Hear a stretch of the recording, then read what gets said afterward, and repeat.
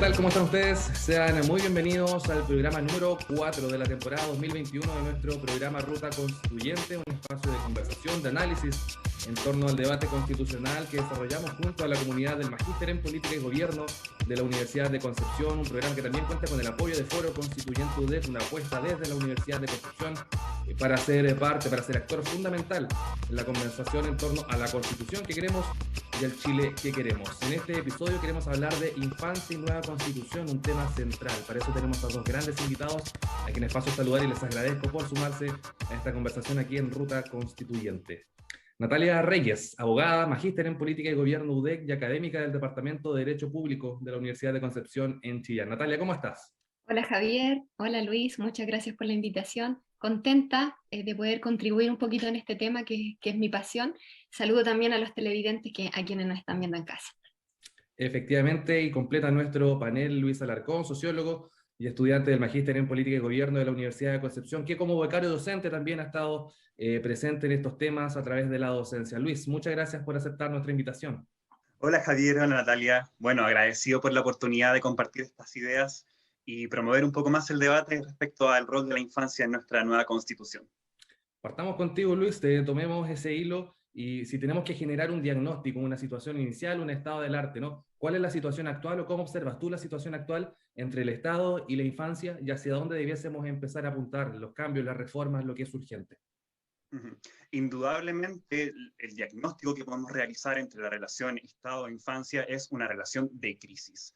Esta crisis se ha visto acentuada dramáticamente por los sucesos que han ocurrido, ya sea a partir del estallido social en octubre del 2019 y posteriormente con las privaciones de derechos y las problemáticas originadas con la pandemia de la COVID-19.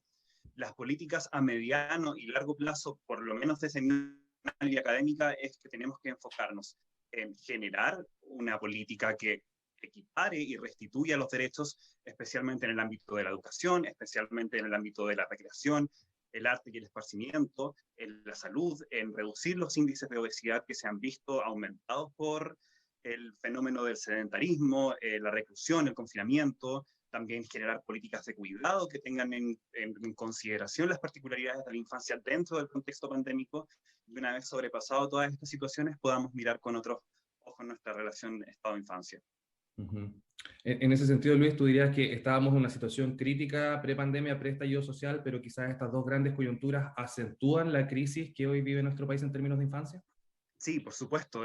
Tenemos que decir que esta crisis es de larga data, no solamente aparece con el estallido social, tampoco con los fenómenos de la pandemia, ni las repercusiones negativas respecto a eso, tampoco aparece con la aparición del Sename en el año 1979, sino que es un fenómeno de larga data del Estado, cómo ha operado en relación con la infancia, cómo la ha tratado, cómo la ha conceptualizado, cómo la ha considerado un sujeto partícipe en sus políticas.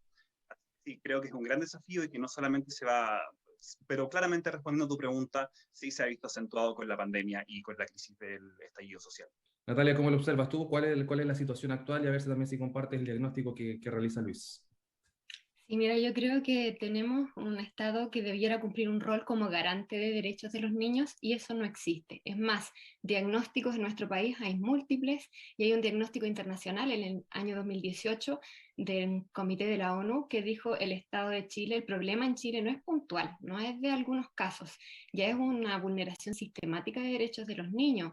Entonces, tiene que venir un órgano internacional a decirnos, yo pensé que después de esa resolución de este comité de la ONU iba a pasar algo en nuestro país, pero ya lo ha dicho el Poder Legislativo con las comisiones de Sename, lo ha dicho el Poder Judicial, UNICEF, lo ha dicho el Instituto Nacional de Derechos Humanos, lo ha dicho la ONU.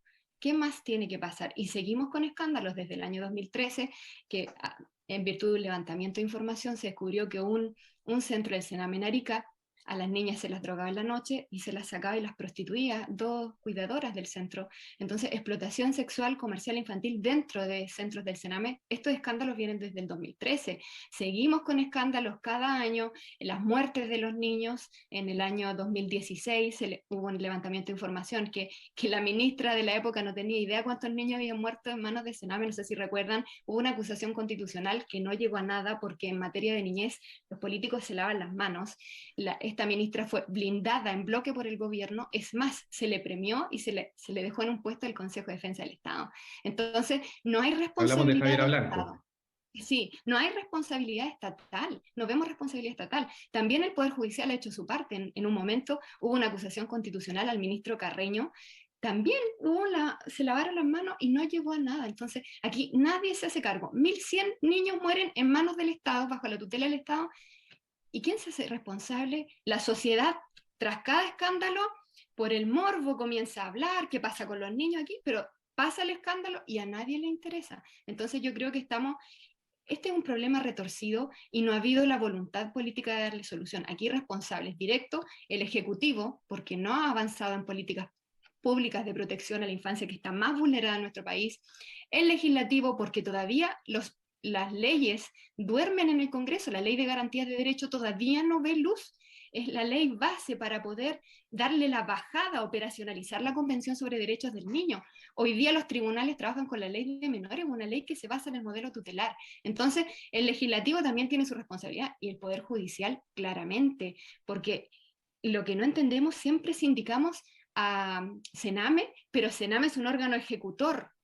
Quien lidera el sistema de protección de la infancia en nuestro país son los jueces de familia. Los jueces de familia son los que decretan las medidas de protección que Sename tiene que ejecutar. Y siempre miramos al órgano ejecutor, pero ellos cumplen órdenes de los tribunales de justicia. También, yo hice una investigación en el año 2019 para analizar si los jueces trabajan con enfoque de derechos en infancia, y mis conclusiones fueron categóricas: no conocen el enfoque de derechos. ¿Cómo los líderes del sistema siguen mirando a los niños como objeto de protección?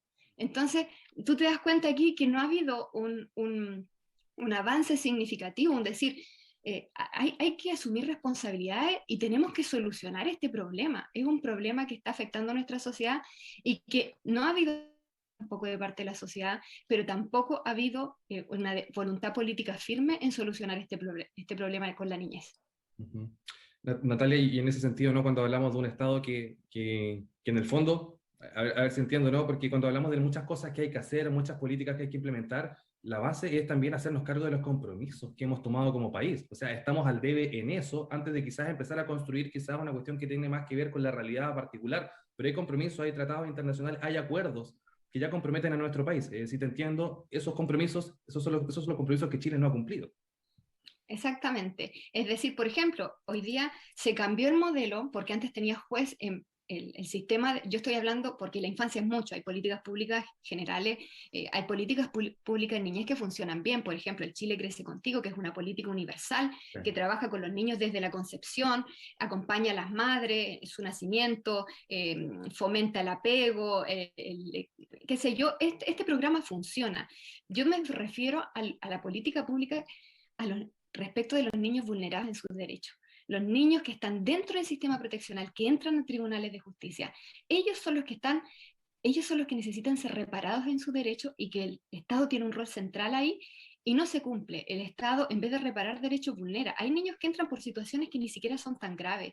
Por ejemplo, los padres no saben cómo abordarlos, son niños rebeldes, y el niño dentro del sistema en Sename, en vez de avanzar, poder revincularse de nuevo con su familia, entran las drogas, los niños se escapan de Sename, se prostituyen, empiezan a medicarse, porque la mayoría de los niños de Sename, más del 50%, tienen trastornos mentales y se medican.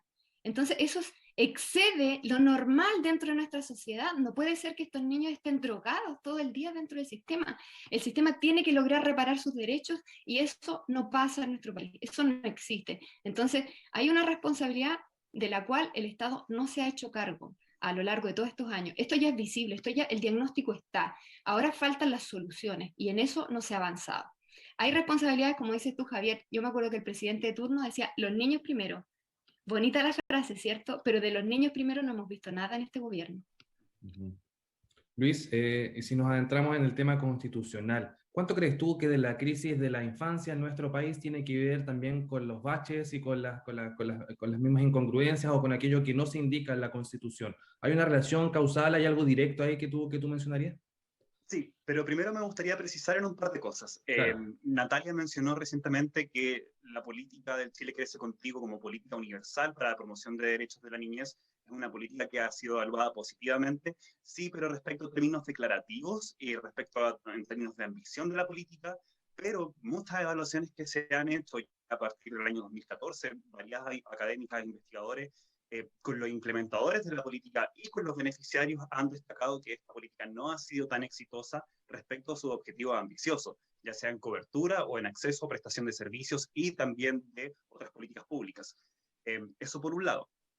Por otro lado, sí, claramente estamos al debe. Me gustaría destacar que en nuestro propio Código de la Niñez y Adolescencia, que sería la ley del Sistema de Garantías de Derechos de la Niñez, somos uno de los pocos países en la región de nuestra región, de América Latina, que no cuenta con una legislación interna que sea capaz de operacionalizar este enfoque de derechos, como tal lo mencionó Natalia hace un momento atrás.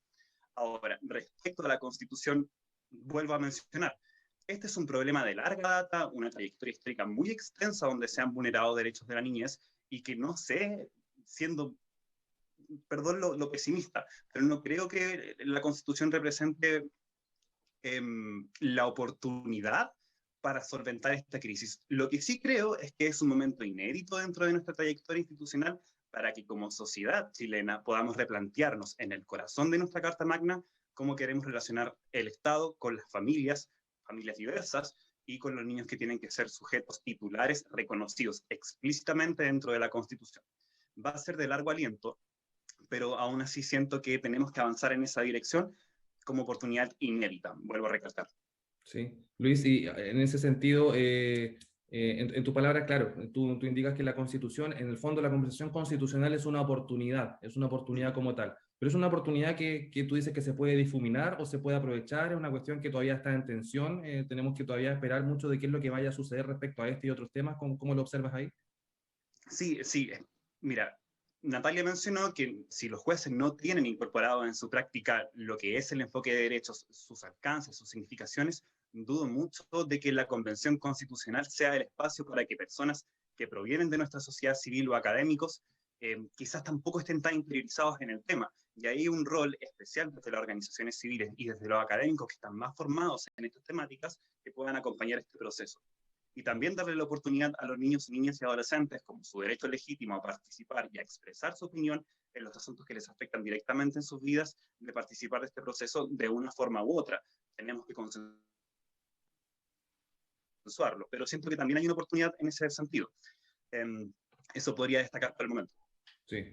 Natalia, ¿cómo lo observas tú? ¿Cuánto de la crisis pasa por la Constitución? Y también aterrizando, ¿no? Porque tenemos muchas expectativas respecto a lo que va a ser el proceso. ¿Cuál es el marco de acción real y cuánto tiene que ver con la Constitución y las mismas políticas públicas que luego se puedan implementar?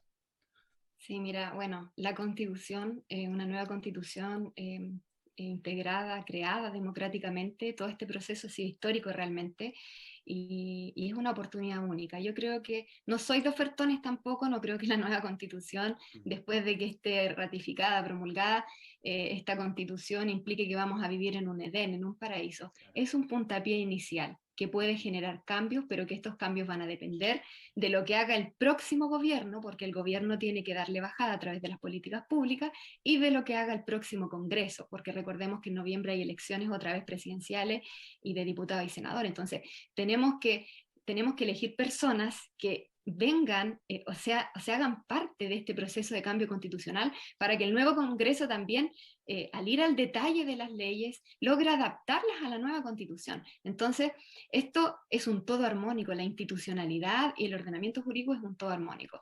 Claro que una nueva constitución nos da una oportunidad única porque nuestra constitución es la única de América Latina que no menciona a los niños. Entonces yo creo que esto hay que aprovecharlo. Porque, por ejemplo, si bien los derechos humanos tienen una pretensión de universalidad, esto en la práctica no es así. ¿Por qué? Porque fueron creados con un sesgo. ¿Quién creó, quién hizo los derechos humanos?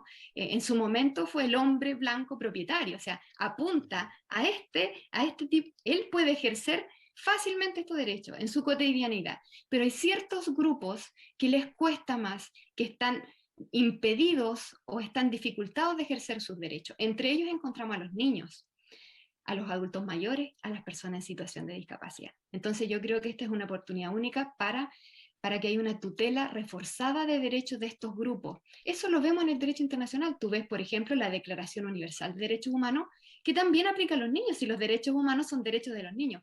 Pero además tú encuentras una Convención sobre Derechos del Niño que los tutela sus derechos de manera reforzada. Eso también debería pasar en la nueva Constitución. Es decir, darnos cuenta que no porque el derecho se los impida, sino por las condiciones materiales de estas personas, les cuesta más ejercer sus derechos. Nosotros necesitamos que los derechos sean normales, que sean una cotidianeidad para las personas. Entonces, para eso es importante cómo vamos a redactar, cuáles van a ser las personas que van a llegar ahí. ¿Nos interesa reconocer y reforzar los derechos para estas personas? Yo creo que eso va a ser muy importante que se consagre la nueva Constitución.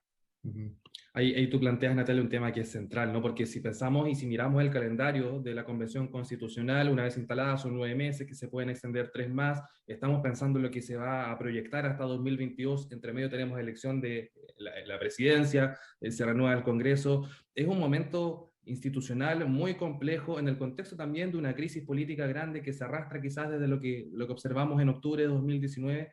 ¿De qué manera se puede facilitar el trabajo de la Convención Constitucional, o de qué manera imaginas tú un gobierno que sea capaz de acompañar ese debate, que no sea piedra de tropiezo y que muy por el contrario, sea un facilitador de estas políticas públicas que son urgentes? Mira, yo creo que como sociedad tenemos que hacernos cargo también de nuestras cuotas de responsabilidad. Hoy día tenemos un gobierno deslegitimado, un gobierno que no nos representa, pero porque votó el 20% de la población también. Sí, en esa elección, recordamos, Guillé ofreció cambiar la Constitución, Beatriz Sánchez también ofreció cambiar la Constitución en su programa, pero la gente no fue a votar. Entonces, salió un presidente con muy poca representación, que hoy día ni siquiera representa a su propia coalición, a su propio segmento. Entonces, claro que estamos en un momento de falta de gobernabilidad. Entonces, como ciudadanos, hagámonos cargo de esto. Tenemos que reencantarnos, a pesar de que es desesperanzador algunas veces, porque si no vamos a votar, nos quejamos, somos súper buenos los chilenos para quejarnos siempre, pero a la hora de ir a votar no ejercemos nuestros derechos. Entonces es importante que ejerzamos este derecho y elijamos a personas que tengan un compromiso con este cambio de Constitución, porque si no vamos a dejar una carta, puede llegar una convención muy bonita en cuanto a su letra y redacción, pero si no se le da la bajada con el Ejecutivo y el Congreso, va a ser prácticamente una carta romántica. Sí, sí, efectivamente. Luis, quería retomar un punto que tú mencionabas en tu anterior intervención, que es efectivamente cómo imaginamos una convención constitucional, un debate constitucional que tenga participación o que incorpore las voces de la infancia en nuestro país. Estamos también acostumbrados a circunscribir la participación política a la acción del voto, que sabemos que también tiene una restricción en términos etarios que son importantes y que también a muchos les parecen lógicos. ¿De qué forma la voz de los niños, niñas y adolescentes de la infancia en nuestro país puede ser parte de un debate, puede hacerse parte de esa conversación? ¿Cómo lo imaginas tú? Porque a lo mejor lo tenemos que poner en ese plano. ¿Cómo lo imaginas? ¿Cómo lo desearías tú? Primero que todo, tengo que destacar que me parece lamentable la decisión de la Cámara de Diputados de haber rechazado el proceso de una legislación que reconocía el derecho a participar e informarse de los niños, niñas y adolescentes para ser parte de este nuevo proceso constituyente. Recordemos también que los niños y niñas y adolescentes fueron una piedra angular del estallido social que originó este proceso y que no han sido reconocidos como tal por los órganos legislativos. Posterior a eso, también creo que hay un miedo instaurado en los poderes más conservadores de nuestra sociedad para restringir la participación de los niños porque se le creen mucho más susceptibles de ser manipulados ideológicamente. Sin embargo, también creo que en reconocerles dentro de la autonomía progresiva, como está expuesto en la Convención, permitirles el ejercicio autónomo de sus derechos a medida que avanzan en sus facultades, nos permite una oportunidad para que los niños sean capaces de estar dentro de este proceso constituyente. Sin embargo, tenemos que ser cautelosos. Creo que para que los niños puedan ejercer sus derechos tienen que ser informados sobre cuáles son sus derechos y posteriormente también cuáles son sus deberes y responsabilidades que se originan de su titularidad de derechos. Podemos tener niños muy empoderados, también tenemos que tener niños conscientes de que sus derechos tienen un límite respecto a los límites de otras personas, o sea, los derechos de otras personas, me corrijo. Sí, pero sí, claramente necesitamos un proceso que reconozca sus voces, que las incorpore, que las sistematice. No sé si con un poder vinculante o decisivo, creo que eso ya me parecería un poco excesivo, pero sí reconociéndolos dentro de su acción, dentro de su capacidad de interpretar el mundo que existe, de ser capaces de percibir cómo es el mundo social, de que ellos pueden formarse una opinión política independiente siempre y cuando se les suministren distintos medios de información con la libertad de escoger dentro de esas informaciones. Y así podemos tener, a fin de cuentas, una ciudadanía mucho más empoderada en el futuro, porque las generaciones que tenemos actualmente, los adolescentes y los niños de hoy, son los que más van a resentir, entre comillas, o los que más van a sufrir los efectos de esta nueva constitución en el futuro. Claro, claro que sí. ¿Y estamos a tiempo, Luis, de generar todas esas prácticas o estos mecanismos de participación, o tenemos que esperar que quizás que determinadas instituciones sirvan de canal para presentar la voz de la infancia en nuestro país? No sé, la Subsecretaría de la Niñez, la Defensoría de la Niñez, o tampoco quizás existe todo ese andamiaje que nos permita generar o trasvasijar la voz de los niños, niñas y adolescentes en este proceso constitucional. Sí, primero que todo, ley de garantías. La ley de garantías es el marco institucional donde todas las instituciones tienen que articularse. Si las instituciones pueden articularse en temáticas de infancia, posteriormente podemos tener, como tú dices, un andamiaje para que los niños sean incluidos en este proceso. Para mí la prioridad número uno es la ley de garantías. La ley de garantías, si sale mucho antes del proceso constitucional, va a ser, por lo menos para mí, o así lo menos lo espero y tengo la expectativa respecto a eso, va a servir como un tapiz inicial, si queremos decirlo así. Sí, Natalia, ¿cómo salimos de la invisibilización y tomamos esta oportunidad que tú señalabas, este puntapié inicial que también recogía Luis Alarcón, para que se tome la voz de la infancia, ¿no? Y para que esta no sea una constitución que nuevamente se escribe entre ciertas cúpulas y que deja fuera a los grupos que históricamente no han tenido incidencia política? Sí, mira, yo me quedo con lo que dice Luis respecto de la información. Yo creo que ahí vamos a otro punto, porque este es súper profundo y me voy a ir a otra área que no manejo, que es la parte de educación, porque creo que aquí un profesor puede hablar mucho mejor que yo esto. Pero tú piensas, imaginas cuál es el proyecto país que existe acá respecto de la educación. ¿Qué estamos formando? ¿Queremos formar ciudadanos? Entonces, ¿por qué sacamos las clases de educación cívica? ¿Por qué disminuimos las horas de historia? Queremos formar, ¿qué es lo que estamos formando? Queremos formar científicos, queremos formar genios, queremos formar astrónomos, somos la capital de la astronomía y yo no me explico por qué en el país de la capital de la astronomía no hay astronomía en las escuelas, no se le enseña a los niños, no se les motiva. Entonces tú te das cuenta, ¿para dónde apunta este país? ¿Nos interesa crear ciudadanos? Parece que no, no nos interesa. Y los niños están ávidos, quieren saber, quieren conocer esto. Yo me he dedicado a hacer charlas en las escuelas sobre el proceso constituyente, ahora de manera online, y realmente cuando viene la ronda de preguntas, pero es impresionante cómo me preguntan, ¿qué tengo que hacer para ser presidente? Esas preguntas, o sea, su expectativa, todo lo que ellos quieren y analizan es tan enriquecedor, es tan inspirador, que yo digo, ¿cómo se eliminaron estas clases de educación a los niños? Nosotros en la Universidad de Concepción, en el campus Chillán, estamos con un proyecto de apadrinamiento de escuela con los jóvenes universitarios para hacerles clases de educación cívica a los niños, para instruirlos en sus derechos, porque eso es importante si no se informan cómo. Esto, lo que dice, por ejemplo, Luis, el miedo que hay con los niños es que los niños son susceptibles de ser manipulables. No solo los niños, los adultos también. ¿Y cuándo son susceptibles de ser manipulables? Cuando no están informados. Por eso es tan importante la democratización del conocimiento. Por eso es tan importante estos videos que se están haciendo.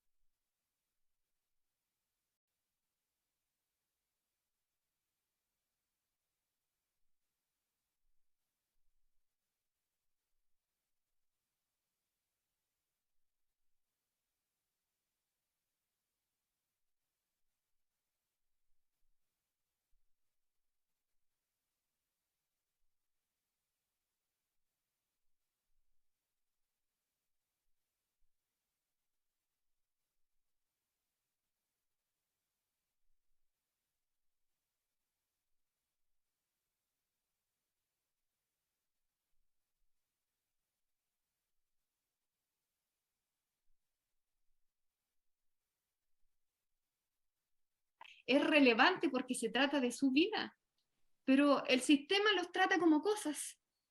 Entonces yo creo que ahí hay que hacer un cambio de paradigma importante y destaco esto, aquí la academia tiene un rol central.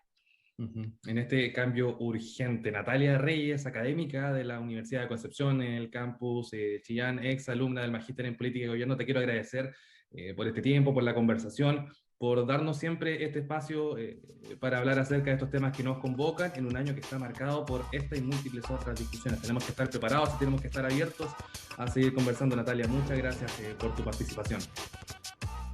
Muchas gracias, Javier, muchas gracias, Luis. Me despido, saludo a todos los televidentes también. Y agradecemos también a Luis Alarcón, estudiante del Magíster en Política y Gobierno, por haber sido parte de este programa dedicado a la infancia y nueva constitución. Muchas gracias, Javier. Y muchas gracias, Natalia, también por su aporte. También un saludo para todos y todas las televidentes que nos ven. Efectivamente, muchas gracias a ustedes por vernos y escucharnos semana a semana. Ruta Constituyente, la conversación constitucional en un año marcado por la conversación por la constitución que queremos, el Chile que queremos. No lo olvide, todas las semanas por TVU, aquí junto a la comunidad del Magíster en Política y Gobierno de la Universidad de Concepción. Que estén muy bien. Hasta pronto.